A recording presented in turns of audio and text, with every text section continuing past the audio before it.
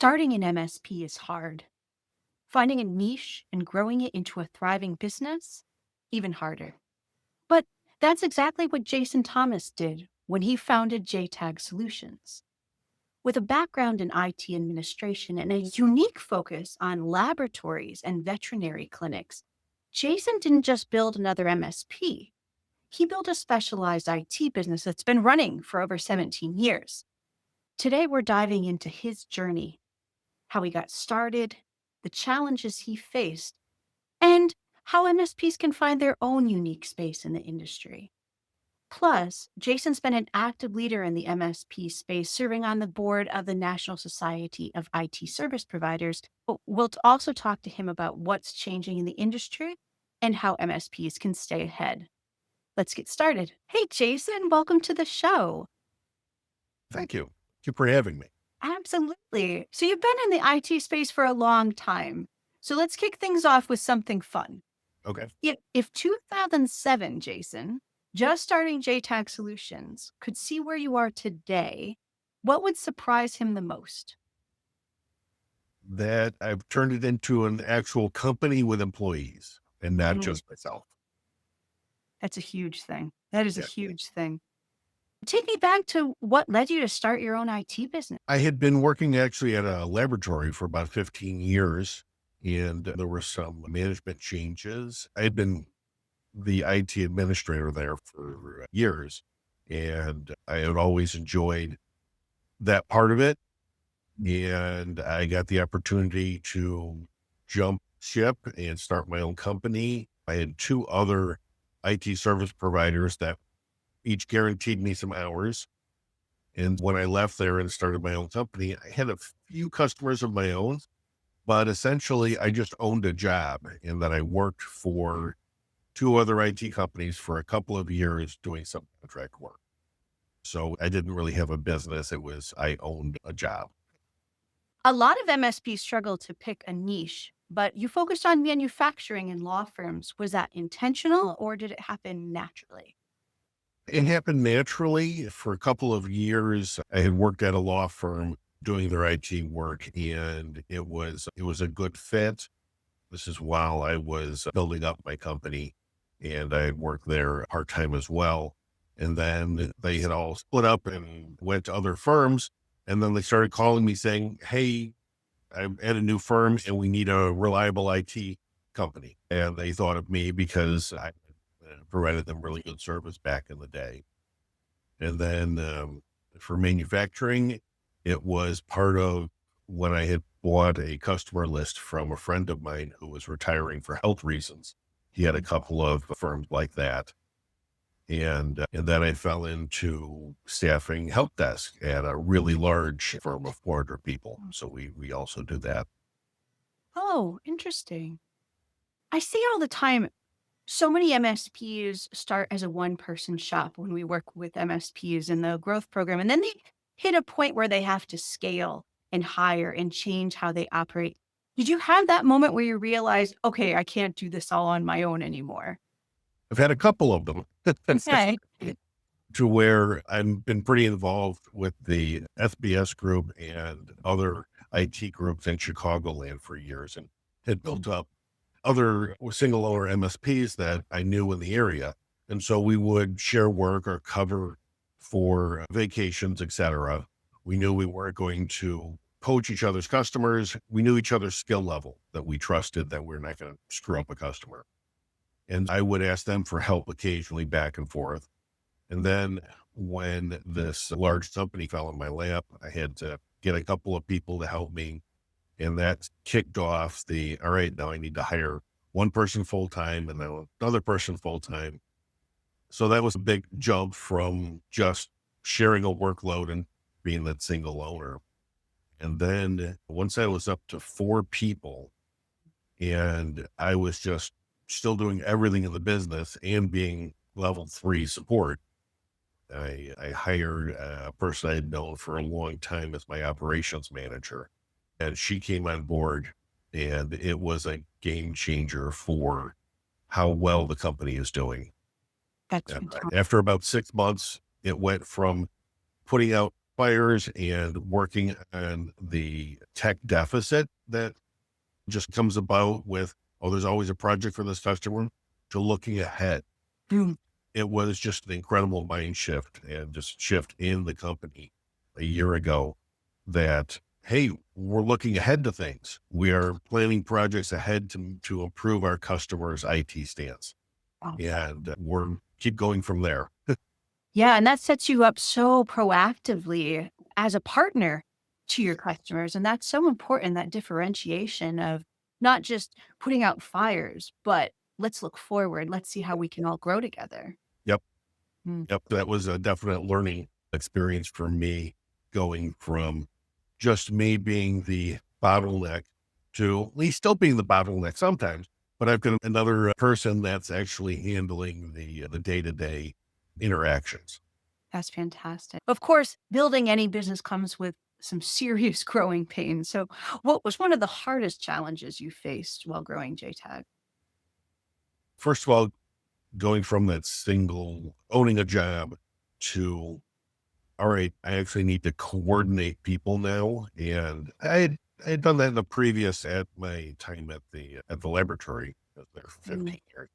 But coordinating IT people versus project managers are different skill set, and you've got to shepherd them along, and you're always the one backing up for their knowledge. You're always the one on call. You're always the guy. And that is such a big shift. That is such a big shift when you take on people and now you have people and Yep. people are complicated and you have to be constantly educating them and setting up procedures so you can all grow together. Because yeah, that's a huge switch in growth for Yep. sure. Yeah. You've been in the industry for almost 2 decades. What's the biggest shift you've seen in the MSP space? Going from a break fix or T&M to managed services and just a flat monthly fee that covers what you can. It depends on the business, how hard it is to convince them. For attorneys, it's very easy to tell them, all right, we want to put you on the complete managed package. We will take care of everything. Eh, The way I actually explain it to customers is, we can come in and be your plumber. We can just fix the problem and then go away. And that will not keep everything flowing. You Right. will have another leak, but we can come in and plug the hole. Or we can come in and be your IT department, your virtual CIO, and take care of and actually plan growth in for the IT part of your needs for your company and be a partner. And those are the companies that get it, that will buy into the complete package, and that we can really help the best. Mm. And that's a great analogy. I love that analogy. That is so great. The plumber analogy, it's top notch because I don't know how you say no to that. And right. And for years we didn't. It was, 'cause you always want to help. You always want to, and that's a lot in the IT field. It's like, we're fixers. We want to fix, we want to come in and be the hero and fix the thing. But the plumber is not it's not a model for growth for MSPs. Yeah, great advice. So you're active, like myself, with the NSITSP, National Society of IT Service Providers, which is helping shape the future of the MSP industry. What are some of the biggest regulatory or industry changes you think IT providers need to be paying attention to? From the regulatory side, here in Illinois, there's not been that much of a push yet. What I'm looking for mainly is, one, to show my customers that we're a professional company, that we have standards that we meet, and that we are making sure that we are a professional organization that's going to help them, and they can be compared to their accounting firm or their bookkeeping, that we're on that same level. We have access to all that data. We are keeping your company running, and we should be held to higher standards. At the same time, it's hard to convince them that, oh, you don't already do that.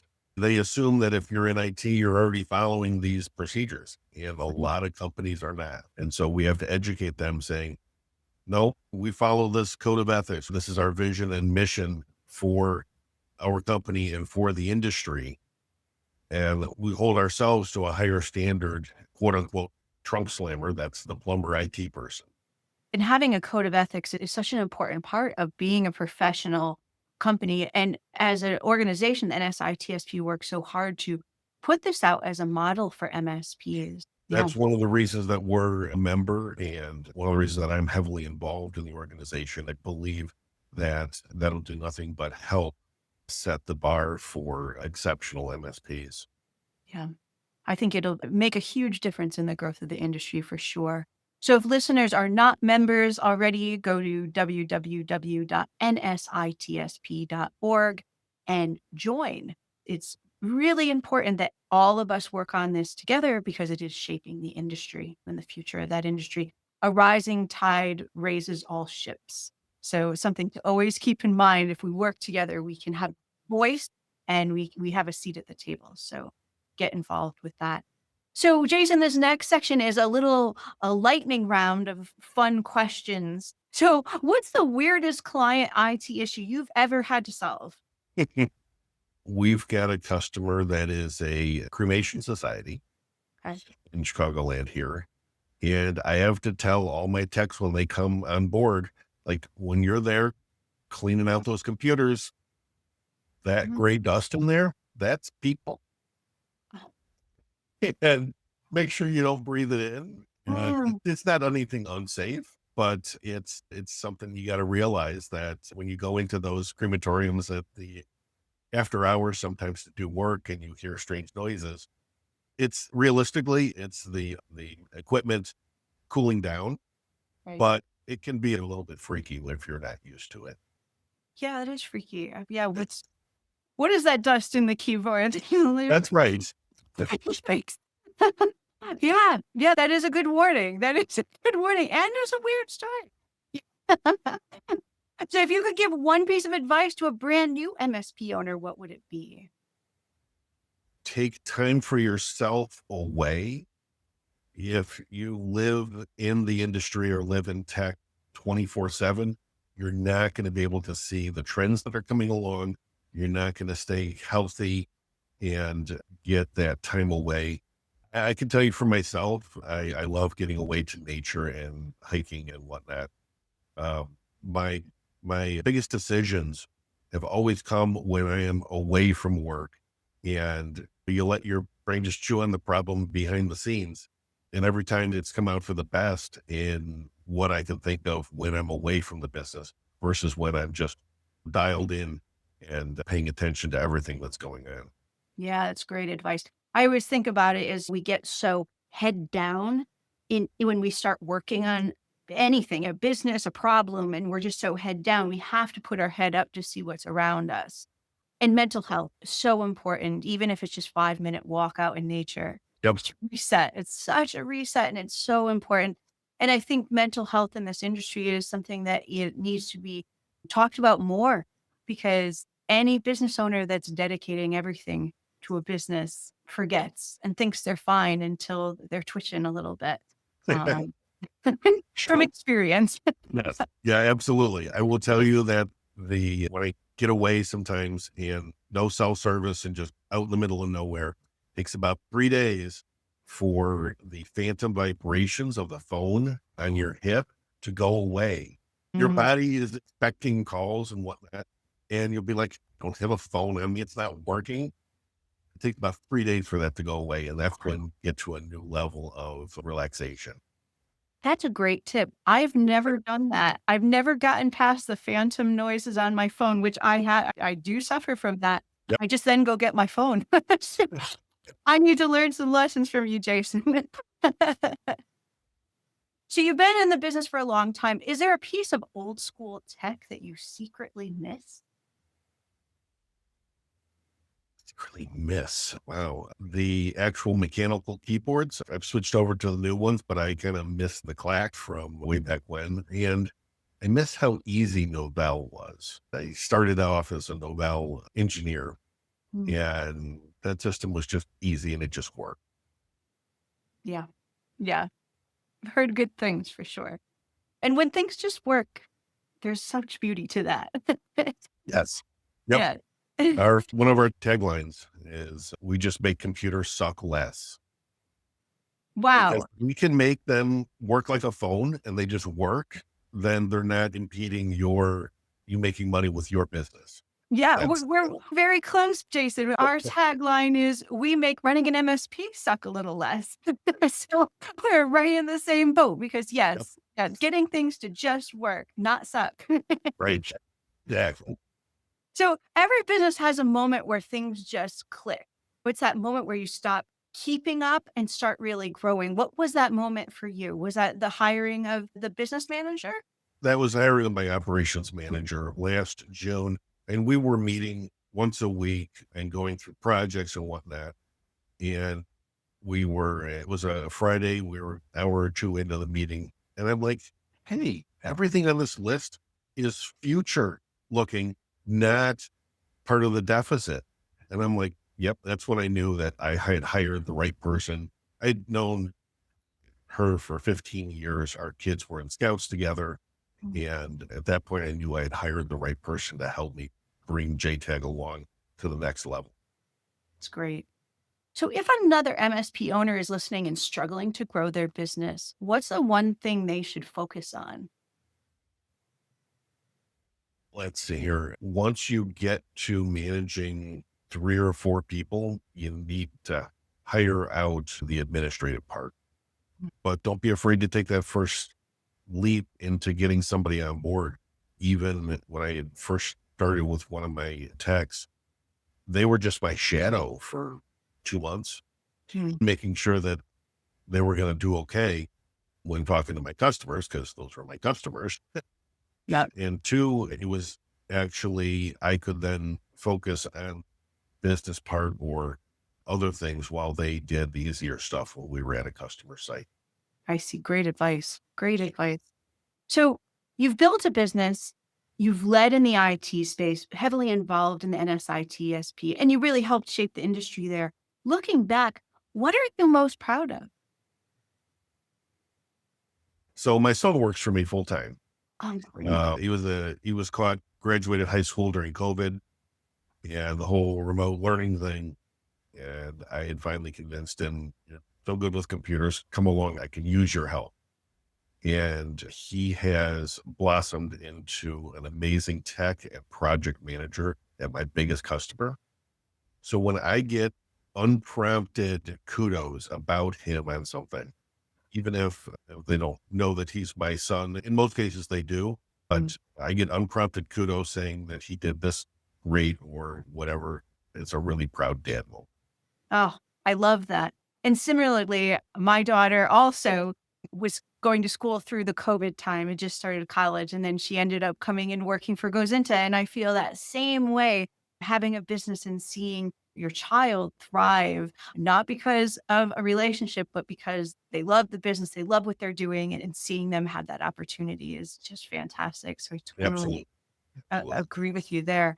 Final question. What's next for JTAG Solutions? So the last trip away I took, I have friends that invited me to go to the Grand Canyon, and they Mm. were like, we're going to the bottom of the Grand Canyon. Oh, So I don't like those friends too much anymore, 'cause it was a really hard trip. I bet. I kid, I love them, but it was an amazingly hard going all the way down to the bottom of the Phantom Ranch and looking up Oh, that next day going, we have to climb up 5,000 feet. And I didn't even know that was something people did. only crazy people. And but it was one of those trips you had planned for 9 months to go and do it last Mm. year. And it was a busy time. And I'm like, I should cancel and not go, but I need the time away. Yeah. And during that was, like I said, you kind of chew on things in the background. And you've got a lot of time when you're hiking uphill for 8 hours. It's not fun. Don't suggest it. But that's the time I decided to hire a director of cybersecurity, and we are starting up a separate company that is just an MSSP for managed security offerings. So it's the next part that we're going to be taking a very direct approach to security and offering that to other MSPs in the Chicago area to help them along.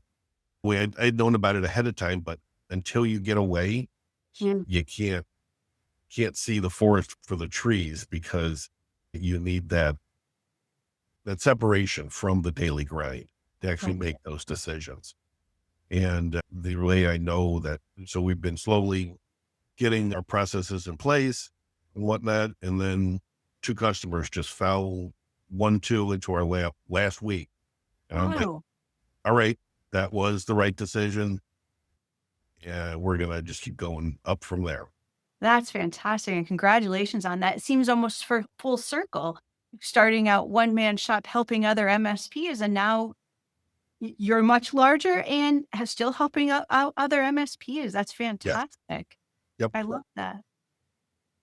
Yeah. And it's the same way with the National Society of IT Service Providers, is that time and energy that we both give to that Mhm. organization is giving back to all the other MSPs and the industry, and making sure that we are around, that we still have a voice, that we're not going to be trampled over by legislation or by the larger companies that have an outsized influence on the industry. Yeah, agreed. I agreed because it's a great industry, and stories like this brings that to light, reminds us all it's a great industry to have small businesses grow up Yes. like this and make a difference. Yep. Absolutely. And that's a wrap on today's episode of the MSP Growth Podcast. If Jason's journey inspired you, let us know, hit subscribe, leave a review, connect with us online. And if you're an MSP looking for your next breakthrough moment, check out the Gozynta Growth Program, where we help MSPs fine tune their strategy, scale their business, and finally take things to the next level. So learn more at www.gozynta.com. Until next time, keep growing, keep learning, and remember, every challenge is just another chapter in your success story.